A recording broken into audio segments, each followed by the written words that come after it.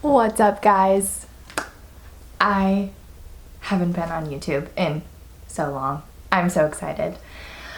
I have such a fun video for you guys today. Well, fun, I guess, is the word the trainer in me would use, because we are talking about my 5 favorite leg and glute movements. I wanted to show you guys some of the movements that I use and that I use for my clients to help build up legs and booty, which is what everybody wants these days. So let's get right into it.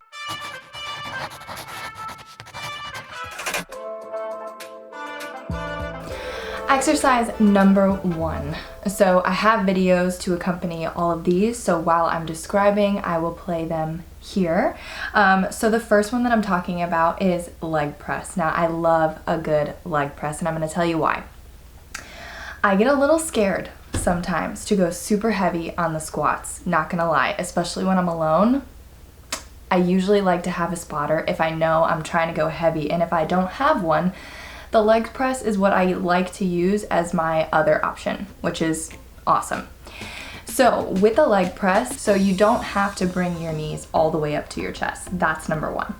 Number 2, there's 2 different muscles that will be activated, and I say that in the sense that the higher up your feet are on the leg press mat, the more glute activation there is, and the lower they are, the more quad activation there is.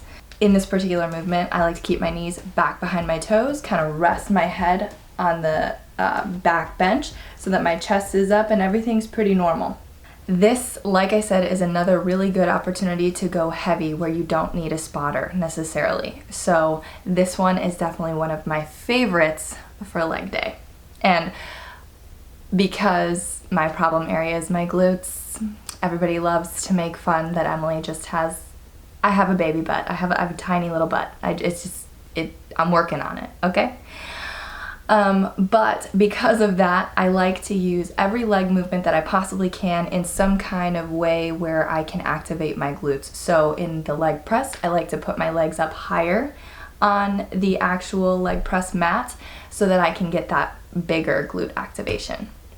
All right, exercise number 2 that I love on a leg day is barbell reverse lunges. So normally reverse lunges can be done with either no weight or dumbbells. But I like to include the barbell and going heavy on that because personally, it's just a personal preference. Number 1, I like where the placement of the weight is. I don't love holding the weight in my hands, even though it is a really good practice for your grip strength. But holding that barbell up there is also going to activate your core because now you've got more weight up top that you have to manage as you're going up and down. And you don't want to be folding around like a noodle. So you got to keep it all nice and tight, core engaged, belly button drawn towards your back, and keeping your chest up so that barbell doesn't weigh you down. With those barbell reverse lunges, again, just like any other lunge, just sending that leg back, keeping your knees behind your toes. And this one, definitely, let me tell you, this one gets tasty. I was doing this one, I was trying to go heavy. I was going really, I think the heaviest I've gone, or close to the heaviest I've gone on this particular day. And when Ali came over to film me, there was definitely a point in, I think, the second set of 8 where I went down just a hair too far and got past the threshold where I could get myself back up, and I just took a knee. I was like, And I just kind of sat there and I was like, yep, this is not happening. I was like, just help me out whenever you hit the stop recording button, because I can't get up. But, and of course, without a spotter, you never want to push yourself to that point. So usually a good idea, if you don't have a spotter, is to do this on the Smith machine. But unfortunately, at that moment, the Smith machine was taken. This empty free barbell section was open, and I took it. So I proceeded with caution, which is what you should do with a lot of weight exercises, free weight exercises, if you're doing them alone. But you can do it. Exercise number 3 is going to be one of my favorites, the strict deadlift, strict leg deadlift. So I like the strict leg deadlift a little bit better because I just like that extra glute and hamstring activation, but a regular deadlift is fine too, obviously.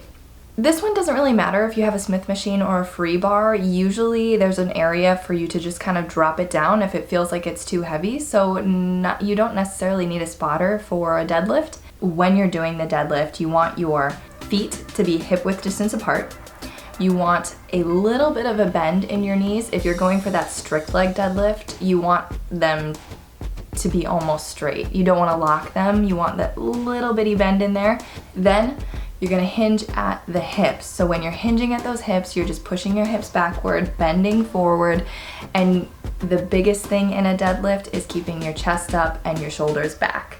So a thing that I like to use, or a little tip that I like to use when I'm trying to explain this to my clients, is keep your eyes up. If your eyes are up, your chest is up. And why not like watch yourself do this heavy kick-ass weightlifting movement, like, and watch yourself kill it? Like, why not? So eyes up, chest up when you're doing these deadlifts, but it's a great way, especially the strict leg deadlift, to target those hamstrings and those glutes, and obviously that lower back, but love it for the glute activation. Okay, exercise 4.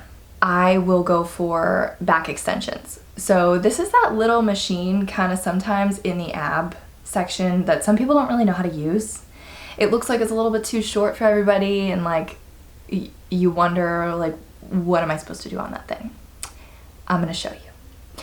So this is the back extension machine. It can be used for a lot of other things like weighted side crunches and other good stuff like that, but I use it for the back extensions. So one of the key things that I love to tell people about this, and that I recently learned, because as a personal trainer, I think you should always still be learning. And the way that I thought I should use this was fine, but it wasn't good for glute activation. So if you're trying to target that lower back a little bit more, you'd do this movement keeping your back straight.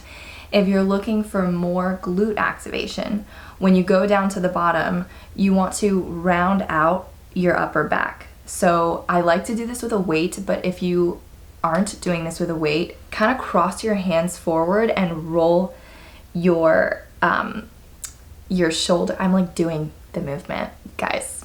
I have a video for that. That's what the video is for. But you know, my head, it's fine. Okay. Anywho, you're gonna put your hands kind of crossed on your chest and then bring your shoulders forward, kind of like you're cradling a baby. And then with that back arched or rounded, you pull yourself up, pushing your hips and pelvis into the pads at the bottom, squeezing your glutes. And that movement in particular is going to isolate those glutes a little bit more, thrusting them forward. You really want to squeeze the glutes. You got to do it, because you know what? You don't want anybody else squeezing them. You do it, okay? All right, and then exercise number 5, which is, I have a love-hate relationship with this particular movement, because it's great. It's so good for the glutes and the hips, and like that's the area that I want to work on, because that's the area on me, or one of the areas on me, that I'm more shy or insecure about. But this particular movement, I love and hate it.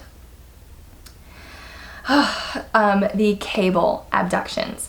So the abduction is going to work the outside of the hip. That's when you pull your leg away from your body, hitting those abductors in your hips. The cable abductions are going to work that outside of the hip, side of the glute area. And that is not really a muscle. Like, obviously we use it. We use it every day to walk and, you know, all the good stuff. But it's not really a muscle that you use a whole lot on its own. Like, it's not. I only have 11 pounds on there. And when maybe 16 on a good day, you get up to 12, maybe 15 reps. I did 15 here and it was burning. It burns. It burns, but it burns so good, so lovely. But yes, when you're doing the abductions, you want to make sure that both legs are bent, especially that standing leg. You never want to lock that knee out. You keep them a little bit bent and then you lift it up to the side as high as you can go. It doesn't have to be like crazy hyper extended, just as high as you can get that weight, and then bringing it back down, back to your body. Another tip that I like to say about this one is holding on to that cable machine kind of helps you keep your chest up, which is something you definitely want to do. Just because I've noticed when I'm not holding on to it, I put my hands on my hips and I start to like lean forward when I get tired, and that just puts unnecessary pressure on my lower back, which is not what you want when you're already working that hard. And you don't want that, period. So yeah, those are my top 5 favorite leg day / glute day exercises. So definitely give them a try and let me know what you think. And you could even, I'll kind of put the workout in the description section, this particular workout, so that you guys can go ahead and try it if you want, complete with sets and reps. And let me tell ya, if you're ready to push yourself and like increase that weight every time, it's gonna be a real burner. Let me tell you. Let me tell you. You will be commenting in here or messaging me or letting me know in some way that you're in pain the next day.